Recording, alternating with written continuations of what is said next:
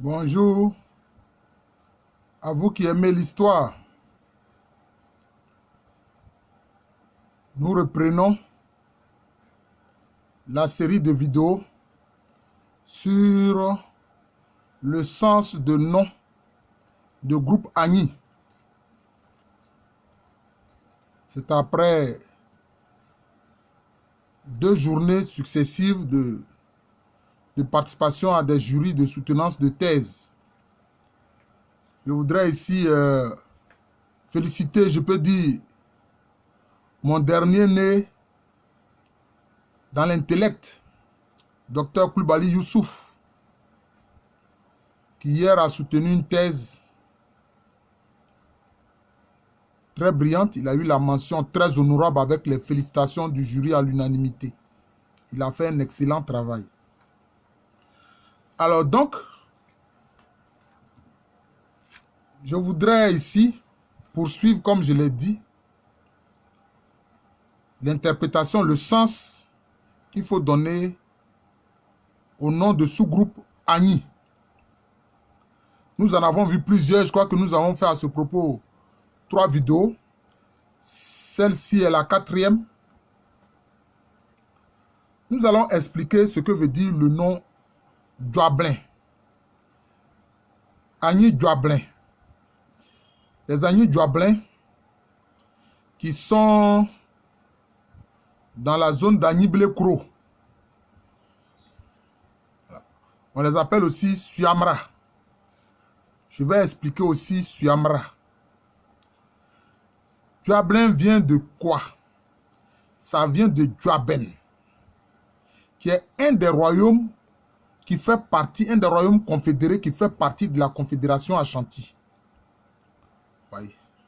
C'est Djoaben, en langue Twi Ashanti, qui devient Djoablin, en langue Agni. Djoaben, ça veut dire quoi? Ça vient de Dje-Aben. Ben, quand on dit Wadje-Ben, ça dit que tu as eu raison. Ça dit que quand on juge, par exemple, une histoire, un fait qui passe devant un tribunal et que la personne a eu raison, on dit Wadje-Ben. En anglais, on dit Iriblin. Voilà. Iriblin, c'est comme ça. Djoaben, ça dit ceux qui ont eu raison. Dje-Aben, ça dit ceux qui ont eu raison. C'est ça, ceux qui ont eu raison. Ceux qui ont eu raison. D'ailleurs, dans le royaume confédéré de Djoablin, la famille royale est une branche collatérale de la famille royale de l'Ashanti. Si bien que le roi de Djoablin appelle le roi des Ashanti Wafa, c'est-à-dire mon oncle utérin, mon oncle maternel, c'est comme ça qu'il appelle. Donc c'est ce qui en Agni devient Djoablin. Je viens de l'expliquer. Dje-Aben, ceux qui se sont saisis du fait d'avoir raison. Ils ont eu raison. Suamra, ça c'est en Agni. Suamra, ça dit apprendre la coutume. Mara, c'est la coutume. Suan, apprendre la coutume. Cela revient en fait à pratiquer la coutume. Mais en langue tu on dit Suamamre. C'est lié au fait que les ancêtres des Agni Djoablin sont partis du royaume confédéré faisant partie de la confédération Ashanti qu'on appelle Djoaben. Et leurs ancêtres étaient des guerriers qui avaient été dépêchés par Opokuware, le roi des Ashanti Opokuware, pour venir faire la guerre aux Agni de Brossa, aux Agni Aowin. Vous voyez. Et il leur a demandé de rester dans la région pour veiller à la docilité et à la soumission des Agni. C'est ainsi qu'ils vont créer cette principauté qu'on va appeler la chefferie de Dadiesso, ou le petit royaume de Dadiesso. Voilà.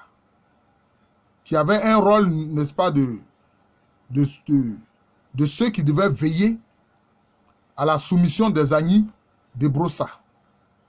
Mais le roi des Ashanti, leur roi donc, Opokuware leur avait dit, Suamamre, qui devient Suamra en Agni, c'est-à-dire apprends la coutume. Apprends la coutume. La coutume, c'est quoi? C'est le fait de rester fidèle au trône d'or des Ashanti, au Sikadua Kofi. et être fidèle à la Santehene, qui est justement celui qui veille, hein, à l'autorité, au pouvoir du trône d'or des Ashanti. Donc c'est de là que vient Suyamra. Voilà. Alors nous poursuivons. Vous avez un sous-groupe Agni qu'on appelle Amantiens. Les Amantiens, on les trouve dans le Moronou, notamment à Ewikro. Amantien veut dire quoi? Aman, ça veut dire le peuple, le pays. Tien, c'est le fait de gouverner avec forte autorité. C'est le fait de gouverner avec forte autorité. Donc, Amantien, c'est-à-dire gouverner le peuple avec forte autorité. C'est ce que Amantien veut dire. Voilà. Nous poursuivons. Assonvon. Alors, les Assonvon font partie du royaume de l'Indénié, du Ndénia. Ils sont à Bilasokro, hein, ils sont notamment à Bilasokro, voilà, à Bokasso. Et Assonvon vient de quoi? Ça prend sa source dans le nom de leur aïeul la plus ancienne, Nana Asso, ou Nana Asso. Voilà. Donc, Assonvon, ce sont ceux qui sont de Nana Asso, qui descendent de l'ancêtre Nana Asso, qui est l'aïeul de pratiquement dans le monde Akan de tous les clans ou tous les matriclans qui vont prendre ailleurs le nom de Assona. Assona, c'est-à-dire le clan de Nana Asso. Elle vivait dans le royaume de Ani Nsoko. Ani Nsoko. Voilà. Qui est un royaume Bono. Il y avait 3 royaumes Bono. Il y avait le Bono même, pour capitale Bonomaso. Il y avait le royaume de Wanti et puis il y avait le royaume de Ani Nsoko. Voilà. Dans cette zone-là, les Akans vont recevoir certains ancêtres des Malinké. C'est pour ça qu'il y a certains Malinké qui sont appelés Nsoko. C'est pour ça que certains Akans appellent les Malinké Nsoko, notamment les Baoulés, et puis certains Agni. Ça vient de là.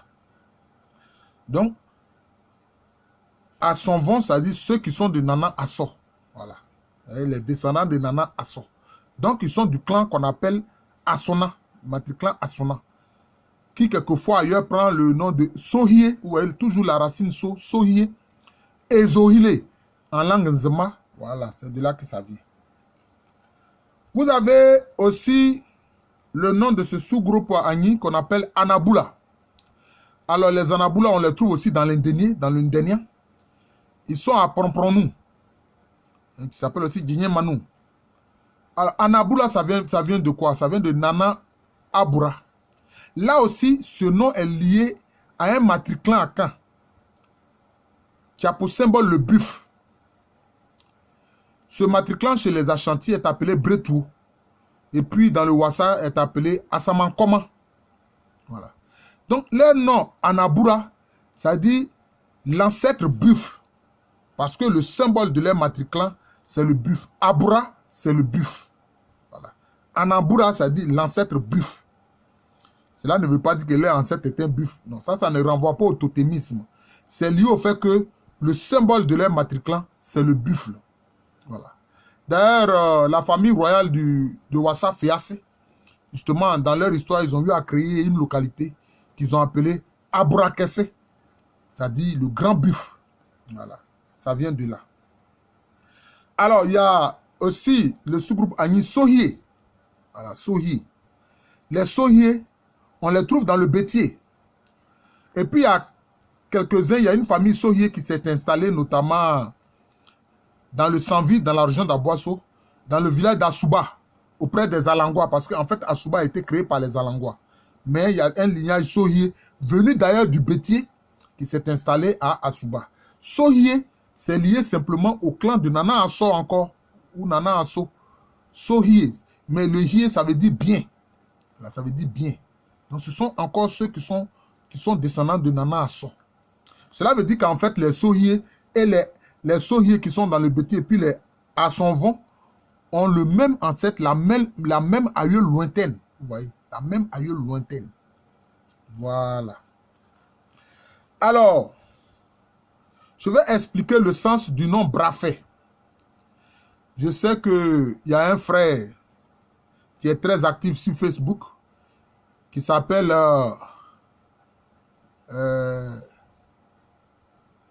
bien bas. Il insiste tellement sur sa masculinité et sa virilité.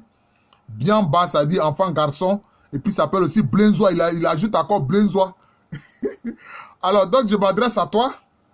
Hein, c'est sous ce nom-là que tu te présentes sur les réseaux sociaux. Je sais qu'il est originaire d'Asuba et c'est un Agni sans vie. Alors, lui, il avait une certaine idée de l'explication du nom Brafet.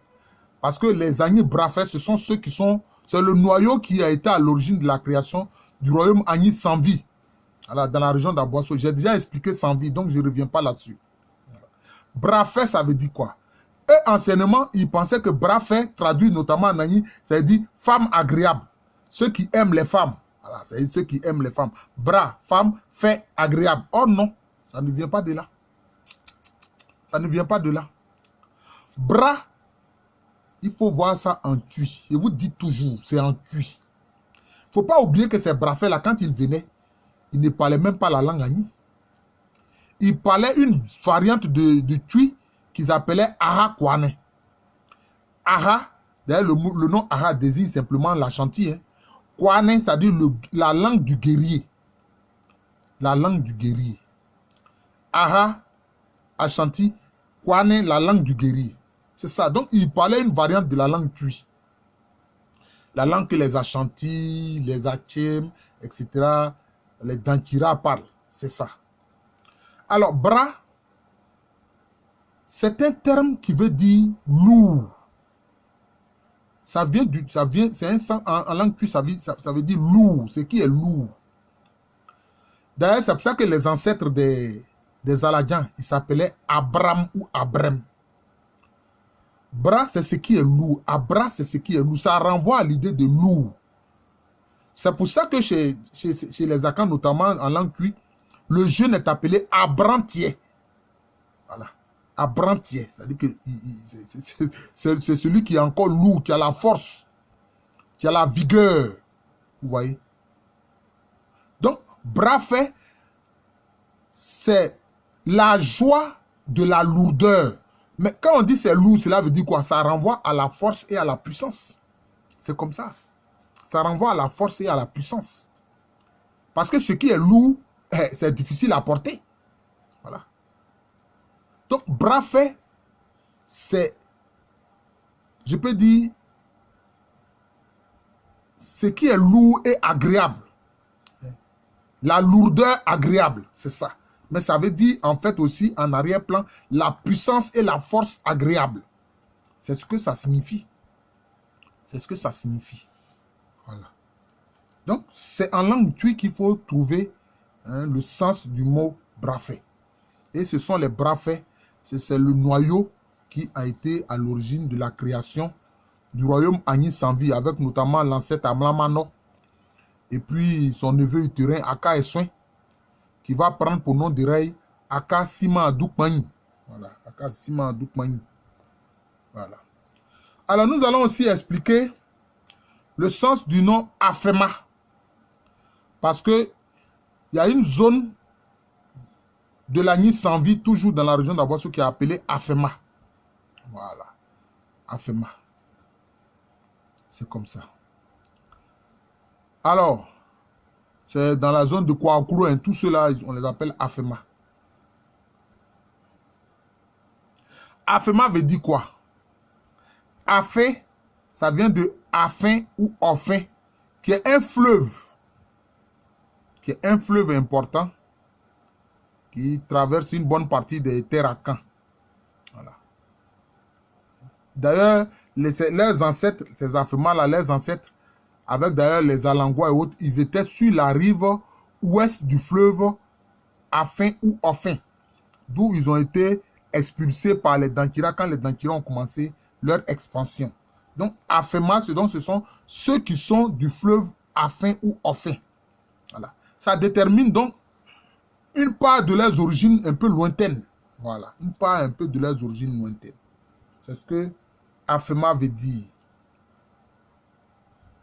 Bon, il y a les Agni Bini, quelquefois aussi, ont été appelés Asumanifo.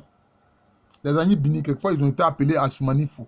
Simplement parce que leur premier roi, c'était Nana Asuma Karikari. Nana Asuma Karikari, qui d'ailleurs est parti avec des guerriers dans le Tchokossi. Hein? Donc, dans la Nofo, qui est justement au nord du Togo actuel. Donc, Asumanifo, c'est-à-dire ceux qui sont de l'ancêtre Asuma Karikari. Simplement, c'est ce que ça veut dire. Voilà. Alors, je ne voudrais pas que la vidéo soit trop longue.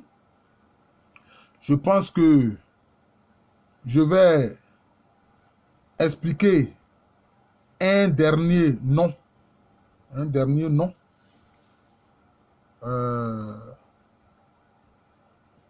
D'un sous-groupe Agni. Ce sont les Amanfuna ou Amanvuna.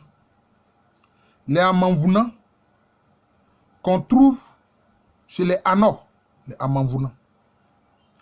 Mais aussi, on les trouve en pays Agni Bona. Mais il faut dire que dans l'Agni, pardon, dans l'Anor, leur nom a changé un peu. Ils ont pris le nom de Amandje. Ils ont pris le nom de Amandje. Sinon, Amanvuna, ça veut dire Amain, ça veut dire le peuple, le pays. Faux, c'est désignatif. Et puis Na, ça veut dire le clan. Donc, si on veut traduire, cela veut dire simplement la famille, le clan du peuple. La famille, le clan du peuple. C'est de là que vient Amanvuna. Mais, quand une fraction de ce peuple-là va dans la nord, ils prennent le nom de Amandje. Amandje, Dje, ça veut dire tenir. Tenir. Amain, ça veut dire le peuple. C'est-à-dire ceux qui tiennent le peuple, ceux qui tiennent le pays. Voilà. Ils sont parents d'ailleurs. Donc, il faut que les Amandje de la nord sachent que leurs parents là, ce sont les Amanvuna qui sont dans l'Agni Bona. Je vais m'arrêter là. Donc, nous allons poursuivre, n'est-ce pas, ces vidéos qui expliquent le sens des noms de sous-groupes Agni ou de groupes Agni. Je vous remercie. Je suis le professeur Alou Kwame René, professeur titulaire d'histoire à l'université Félix Houphouët-Boigny, qui est à Abidjan, dans le quartier de Cocody, c'est en Côte d'Ivoire, en Afrique de l'Ouest. Je suis tellement heureux quand un doctorant que je suis, après 3 ans ou 4 ans de recherche, finit par soutenir sa thèse devant un jury. Ça fait ma joie. Ça fait ma joie. C'est comme si alors pour moi, je viens de mettre au monde un enfant dans l'intellect. Et c'est comme ça que je les appelle. Je les appelle mes fils et mes filles dans l'intellect. Voilà. Mes fils et mes filles dans l'intellect. Je crois que j'en suis à pratiquement 15 à 16 doctorants que j'ai formés qui sont devenus des docteurs en histoire. Cela fait ma joie. Cela fait vraiment ma joie. Et j'espère que Dieu va me permettre de faire cela longtemps. Voilà. Faire cela longtemps. Voilà. Je vous remercie. Comme j'ai dit, la Côte d'Ivoire, c'est un pays qui est situé en Afrique de l'Ouest. Je remercie tous ceux qui me suivent. Et il y a des personnes qui sont un peu partout dans le monde, qui font des commentaires, qui disent que elles aiment les vidéos que je fais sur l'histoire, n'est-ce pas? Et ça, ce sont des portions de l'histoire de l'Afrique. Ouais. Donc, vous voyez que derrière un simple nom, il y a toute une histoire. Asumanifo, bon, vous voyez, ce sont ceux qui se réclament de l'ancêtre Asuma Karikari, qui fait partie des guerriers Ano, qui sont allés dans le Tchokossi, au nord du Togo actuel, où eux-mêmes ils s'appellent Anofo. Ils ont bien gardé le nom Ano, pour dire qu'ils sont Anofo. Ils sont des Ano. Merci encore et à très bientôt.